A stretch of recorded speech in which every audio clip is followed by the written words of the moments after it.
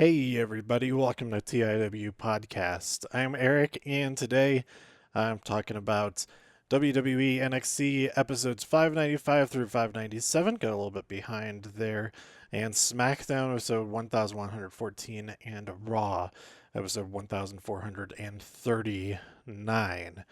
Um, right at the top here, I want to say rest in peace Brody Lee, aka Luke Harper, real name John Huber, is incredibly sad, but also the outpouring of just love for him from like everybody who knew him is so nice to see.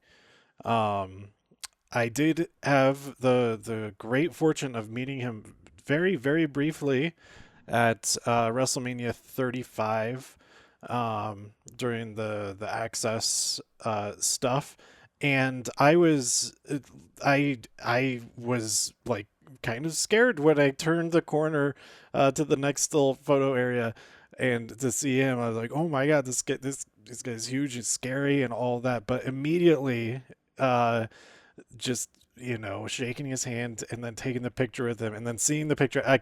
When I get my pictures taken, I started to take off my glasses to avoid problems with the flash photography and stuff like that. So I would usually not even know what they, or really I would kind of know what I was doing, but I wouldn't have any idea what the photo would look like until I downloaded it later.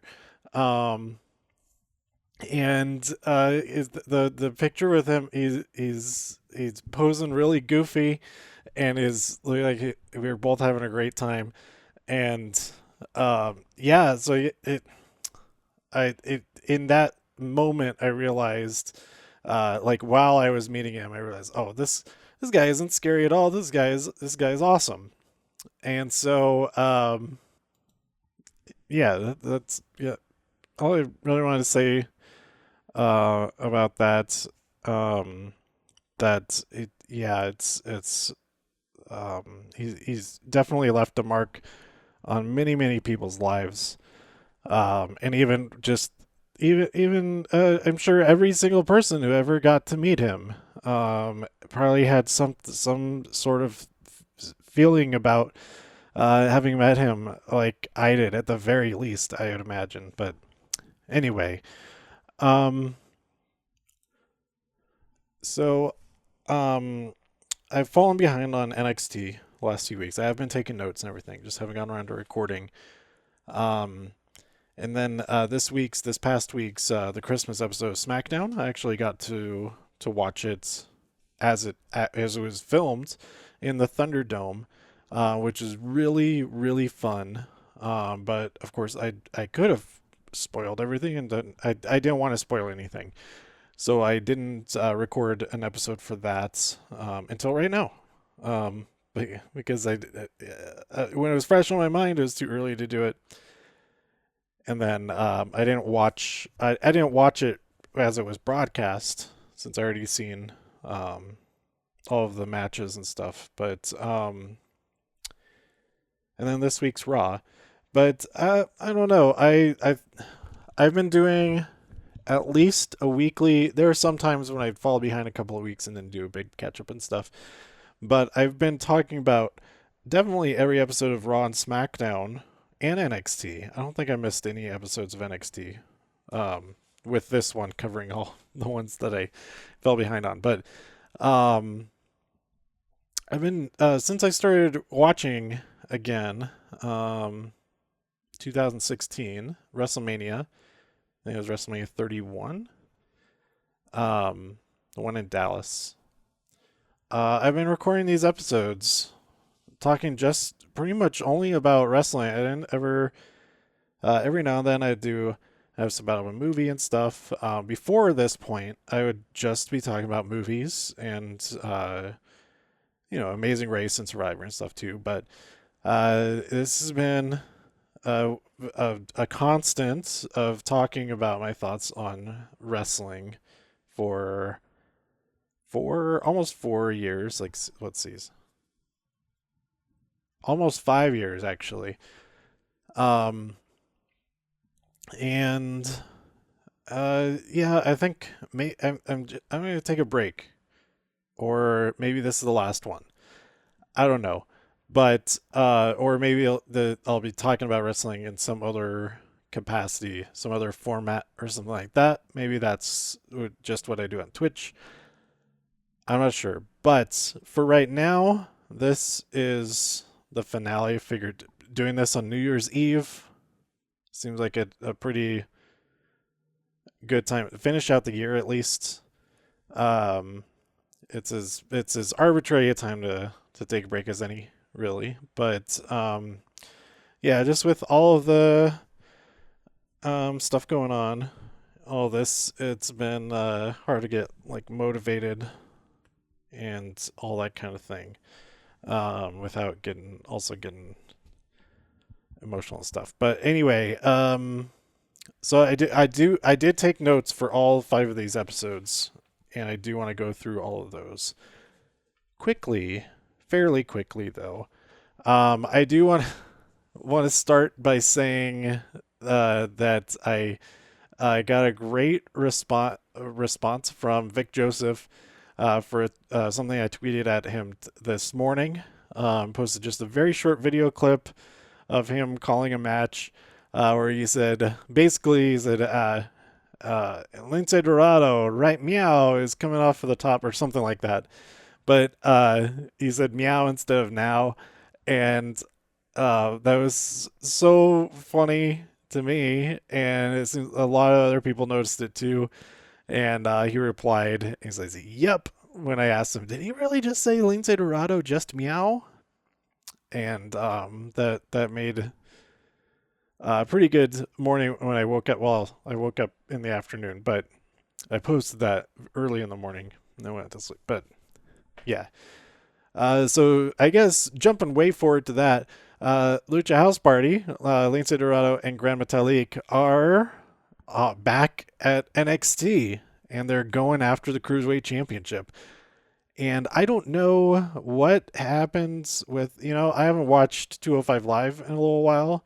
But Kurt Stallion, I don't know, has he had his championship match yet? Maybe he has had that and it was on 205 Live. That's why I missed it. But next week at New Year's Evil, it will be Gran Metalik versus Santos Escobar, and that's going to be a pretty great match, I think. So anyway, keep saying so anyway. Let's go back to the first of these episodes. And I actually took the notes for this on my phone. The others I took on paper. We opened up with The Way versus Leon Ruff and Kushida. Austin pinned Ruff after a big spiny thing. Spine buster type thing? I don't know. Tommaso Ciampa killed Tyler Rust. And brought a chair out, inviting Thatcher to come and watch. And a shirt. I forget if it was a Ciampa shirt or a Timothy Thatcher shirt. It might have been both. And then backstage, Bivens encourages Rust, even though he was defeated by Ciampa. He still put up a great fight, and Bivens sees it as the start of a beautiful friendship. Maybe, I don't know. Dexter Lumis is perched up above the ring, and he is drawing the New Year's Evil logo. Has later revealed that he will be the host of New Year's Evil, which he can do without even talking. Pretty awesome. Great drawings. Undisputed Era. Oh, Kyle versus Pete. Before the match began, there's a big old crazy brawl with everybody. Breezango is there. Drake Maverick and Killian Dane were there. It was nuts. And then Kyle won this match. This was a contenders match. Whoever won would go on to fight Finn Balor at New Year's Evil. We had more Zaya. Okay, all 3 of these episodes, Zaya and Boa continue training and being tortured. Being tortured is part of their training. but now they are ready and they will return at New Year's Evil. And I hope that's really cool. I'm excited to see what it's going to be like in the ring with them. Andy Hartwell versus Shotzi Blackhearts. They're disqualified for attacking with the trophy, and the trophy was injured in that scuffle. There's an injury report, and they showed that they showed a picture of the bandaged together trophy as one of the 3 injuries. I think it was 3. Karrion Kross defeated this guy named Troy very quickly. Mackenzie asked Everrise, "Why are you yelling at me?" Because they are very loud. And then the main event. This was another one of the injuries. Was Rhea's ear getting torn up again. But it's Toni Storm versus Rhea Ripley. Raquel comes out and tries to get involved in Toni's favor. But ultimately it did succeed because Toni Storm won, and Ripley is once again angry at Raquel. So that will lead up to New Year's Evil, Raquel versus Rhea in a last woman standing match. That's going to be fantastic.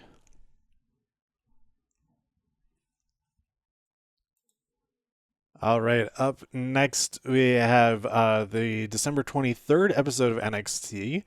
So this actually happened after Christmas SmackDown, but it aired before it. But anyway, we had Killian Dane and Drake Maverick versus Oni Lorcan and Danny Burch. And wait, I circled that Killian Dane got the win. Was this a non-title match? I don't even remember what happened. I'm just going to move on there.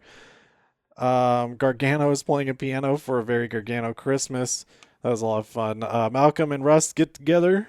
They solidify their friendship backstage. Oh, also the previous episode, after the match, Malcolm Bivens goes for a fist bump, and it's more of a fist boom. Not a boom. A bump. More, what's harder than a bump? I guess it was more of a fist punch. Punching of fists together. We had Isaiah Swerve Scott versus Jake Atlas. Atlas. Yes. And Swerve gloated a lot afterwards. I was thinking this has to have happened already at some point. We hear about people claiming to be the GOAT. We have Rey Mysterio being the greatest mask of all time, the G-Mote. We have Natalia being the boat, best of all times. But what has there ever been an arrogant masked wrestler who claimed to be the greatest luchador of all time? And so they would never shut up about being the gloat. That has to have happened already. If that hasn't happened already, I would be amazed. And if it hasn't been happening already, somebody needs to do that. I think Santos Escobar could be the one. Let's see. We had Velveteen Dream interrupted a Cole and Strong interview. And then Cole insists there is no leader for in Undisputed Era. And I don't know what the rest of my note there said. Dakota Kai versus Rhea Ripley. Rhea won via the Riptide, and then Raquel came out and they brawl. And then it was announced. This is when it was announced it'll be a last woman standing, not the previous week. But either it was apparent they were going to have a match, but having it be a last woman standing match, Rhea's ears are going to get so messed up. Then we had Johnny giving the gift of a PlayStation 5 box when Indy Hartwell's real present is the family name, Indie Wrestling. And they now support indie wrestling. Then we had Bronson Reed versus Adonis. Bronson Reed having made a return after many weeks away. won the match. That was nice. And we had Io say, "Hey, hit my music." Then she goes out there, but then Toni Storm interrupts. And then Mercedes Martinez attacks. She's back.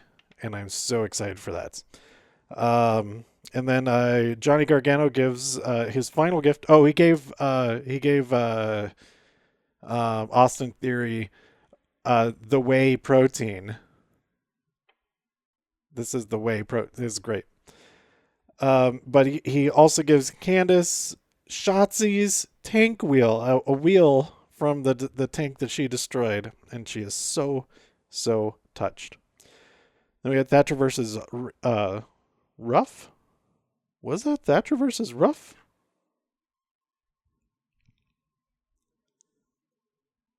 That can't be. Did that happen? He won somehow. That's crazy. But Ciampa was out there, and Ciampa challenges him to a fight pit fight, which will also be at New Year's Evil. New Year's Evil is super stacked, y'all. That's gonna be great. Ari Daivari versus Tyler Rust. Maybe I'll do one more. Maybe I'll do just one more episode before the end of the break. I've got to do a New Year's Evil episode. Maybe just the special episodes and pay-per-views. That's all I'll do the podcast episodes for. And then we had Ari Daivari versus Tyler Rust. Tyler Rust won via submission. And Leon Ruff, after having defeated Timothy Thatcher, gets a rematch for the following week to challenge for the North American Championship. Then we had Adam Cole versus Velveteen Dream. I did not pay attention to that match at all. Cole won, I think. Might have been because of disqualification, because Pete Dunne attacked. Roderick Strong came out, fought him off, that kind of stuff. I don't actually remember very well at all, if any. And that brings us to the Christmas episode of SmackDown. This seriously was the most fun that I've had in Thunderdome. It might have been because of the pre-tape situation, and that was like, "Ooh, this is exciting! I get to see this before like everybody else, except for the other people in Thunderdome." And but it was really fun.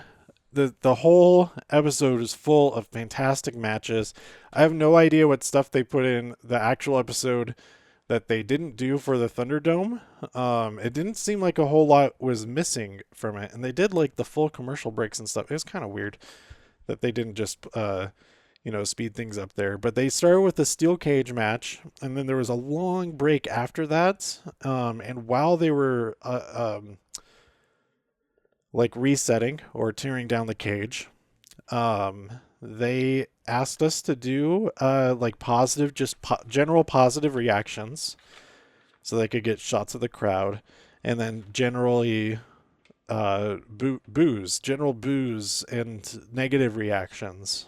So they did not show what they were shooting. They just said, "Okay, give us this reaction, and then I'll tell you when to stop." That kind of thing. So it would be interesting to go back and see, because there's one instance that I was told something that I saw they did remove that, and I had a feeling that they would, because it was really funny, but it was a mess up, and since they could remove it, they did. But Sasha Banks, as she's making her entrance, she drops her championship belt on the ramp, and Bayley is just pointing and laughing at her. It's really, really funny. So if anybody's interested in seeing that, send me a message. I'll send you a GIF of it, because there wasn't sound in that part anyway. But yeah, it was really fun.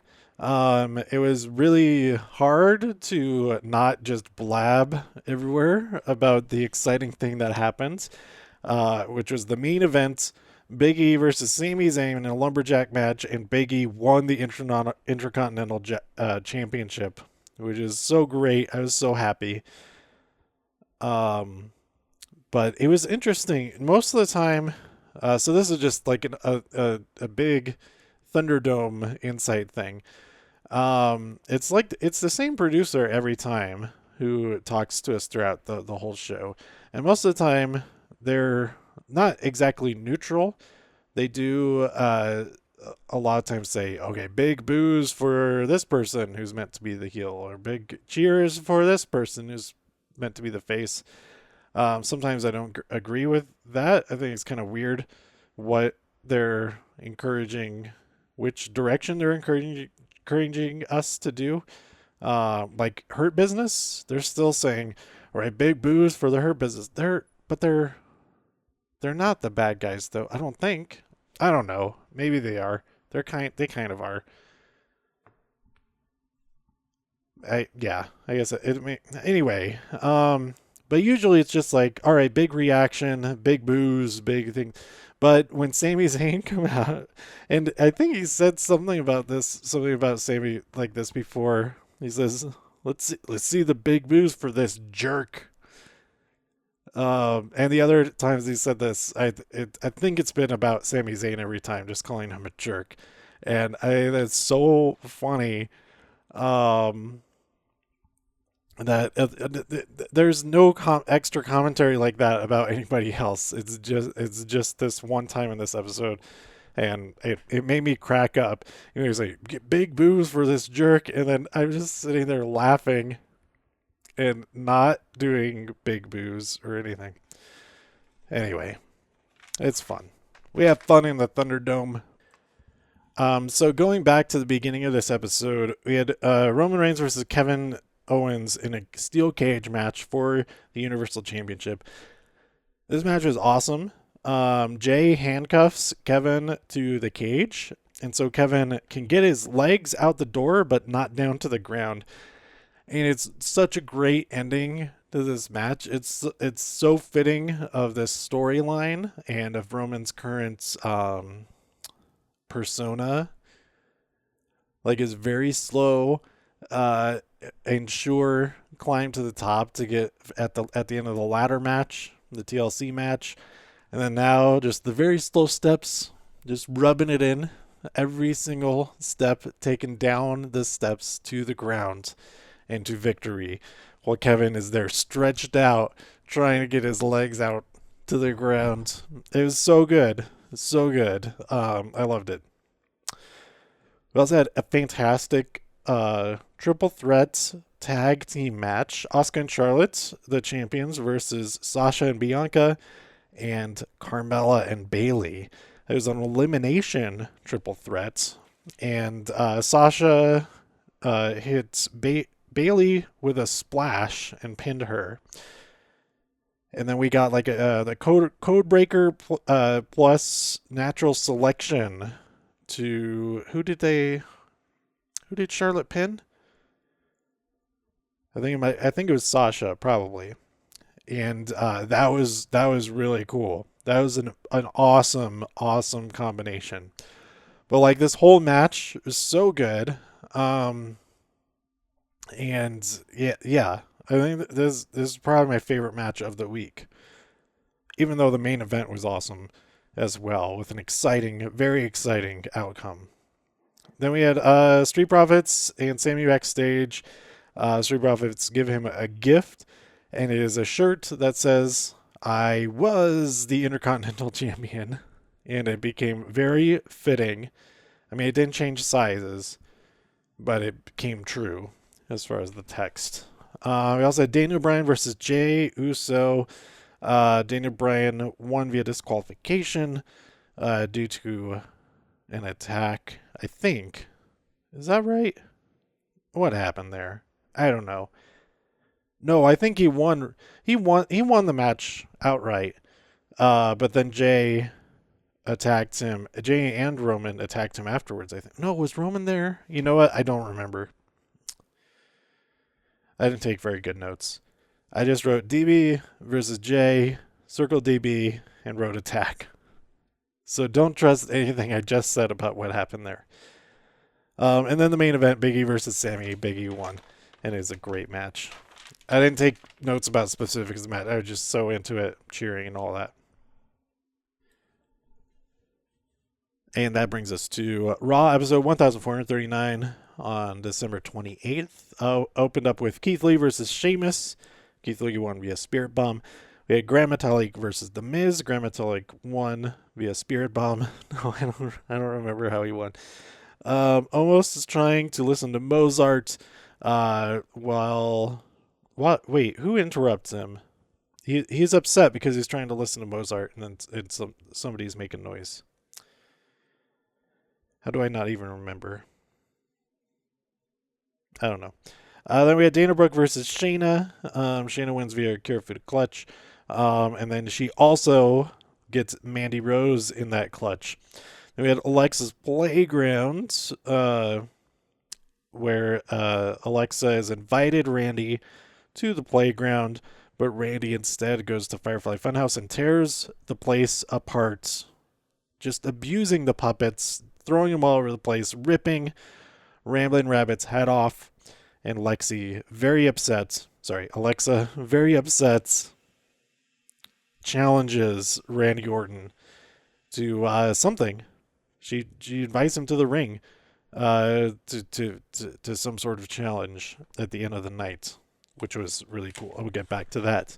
We had AJ Styles versus... Oh, they were upset about Elias singing back there because Omos was trying to listen to Mozart. AJ Styles versus Elias. AJ won via Phenomenal Forearm. We had Ricochet versus Ali. Ali won via the Koji clutch, which is such a cool move. But Ricochet is not giving up. He only lost because he took on all of them like at the same time. And Ali got the upper hand after Ricochet got done fighting off all the rest of them. And he answers, he did make a decision, and that he will not join Retribution. And then they're all very upset about that. He hits someone with a recoil and then runs out of there. Then we had Nia Jax versus Charlotte. Charlotte won via disqualification because Shayna attacked. Then we had Hurt Business versus the Hardy Bros and the New Day, or the Positively Hard Bros. Hurt Business won because Bobby Lashley put the Hurt Lock on Jeff Hardy. And then we had Alexa Bliss begging Randy Orton to set her on fire like he did to the Fiend. And Randy's like, I want to, but you want me to, so I don't know. But then we end the night, and we end the year with Randy Orton holding a match, looking right at the camera, at Alexa's perspective. And we don't know. Was Alexa set on fire or not? We'll find out in 2021. Oh, also, very important, Adam Pearce returned the Money in the Bank contract to The Miz. The Miz is once again Mr. Money in the Bank, and I'm pretty excited for that. I was so bummed out when he didn't successfully cash in. If he had done that, I knew he was going to lose the championship again the next night, but it would still be so exciting and so much fun, so I hope that still does happen. And so finally, the last episode of WWE stuff of 2020, NXT episode 597 on December 30th. That's not true. There's an NXT UK episode today. I'm recording this on the 31st. But I've not watched it. But this is the last one that I'll be talking about. The Dusty Classic will be returning in 2 weeks. That's super exciting. We open the show with Isaiah Swerve Scott versus Bronson Reed. Bronson Reed won that match, not surprisingly. Swerve is he's mean now. I don't like it. Winner of Breakout Star of the Year is Shotzi Blackheart. Fantastic. Grizzled Young Veterans versus Breezango. Grizzled Young Veterans won via Ticket to Mayhem. Not surprising there. GYV are great. Tag Team of the Year, Undisputed Era. And they announced that Cole and Strong will be in the Dusty Cup as a team. So that would be really cool. The opposites. The other two guys. And Adam Cole just puts over Kyle O'Reilly every chance he gets throughout this episode. Pretty awesome of him. and of all the Undisputed Era. They're very supportive. Morizaya and Boa training. They will return next week. Mercedes Martinez fights Valentina. And new ring name for her. I forget what her new last name is. And Mercedes won quite handily. Best female superstar went to Io Shirai, and best male superstar went to Adam Cole, baby. Not surprising there at all. Later on, Future Star went to Austin Theory, and overall superstar of the year, Io Shirai. Then we had Roderick Strong versus Pete Dunne. Pete Dunne won that match. Match of the year went to Kyle O'Reilly versus Finn Balor. Finn tells Regal to stuff it with his award, but he will take Kyle's and present it to him himself. And so he does that. Kyle O'Reilly comes out, says, yeah, this does mean a lot to me, but I don't need it. I'm not going to carry it around. I want that because that means that I'm the best. And I'm going to take it from you next week. That match is going to be so good. Hopefully nobody breaks a jaw. But Scarlett and Karrion Kross come out and say, no, that belongs to us. And then Damian Priest appears and they brawl hard. They brawl so hard. It's pretty fun. Then we had a great video package about Rhea and Raquel. R&R turns into RVR. That's going to be so good next week. I'm so excited. Legado del Fantasma said they're here to dominate, but then they're answered by Gran Metalik and Lince Dorado. We get a tag team match. Lucha House Party versus Raul Mendoza and Joaquin Wilde. Gran Metalik gets the win. But like I said during this match, Vic Joseph said right meow about Lince Dorado, which is even better.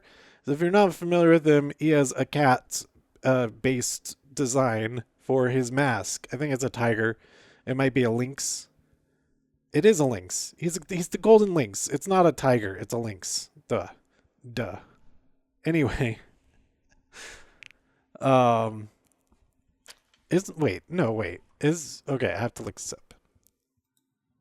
Okay, yeah, yes. Lince is lynx in Spanish. I should have been more sure of myself, because that is correct.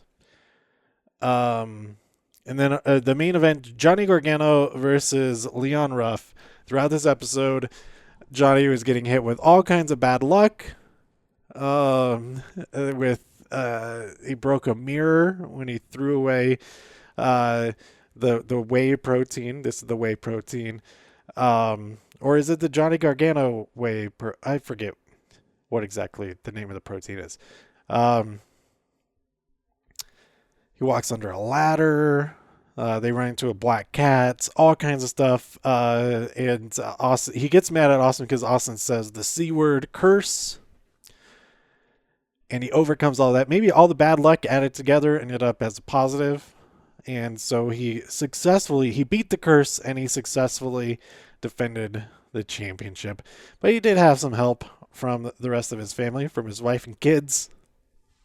But it was great. It was great. So that is it. That's everything that's happened as of yesterday, the 30th of December. Of course, except for 205 Live and NXT UK, which I've been falling behind anyway. But yeah, I'll probably do just an episode about New Year's Evil because that's going to be awesome. But otherwise, just kind of expect just like a predictions episode for pay-per-views, and then a pay-per-view reaction review recap, whatever, afterward. And I think that'll be about it for the wrestling podcasts for at least a little while. But I do still want to do other episodes about other things, about other shows, all that kind of stuff. Just the constant. I'll absolutely still be watching wrestling, but the constant um, churn of feeling like I need to do this thing instead of, and oftentimes instead of doing other things, or feeling like I'm putting this off and then also putting off other things. It's like at least have one less thing that I'm not doing, that I'm not doing, or something. I don't know. But anyway, stay tuned for. I mean, still, whatever episodes they'll be on the same feed. Go to the Demon Jackal on twitch.tv/ the Demon Jackal. That might be where I talk about most wrestling stuff instead of the more frequent podcasts. But yeah, I hope everybody has a great new year. Be safe, healthy, and happy out there.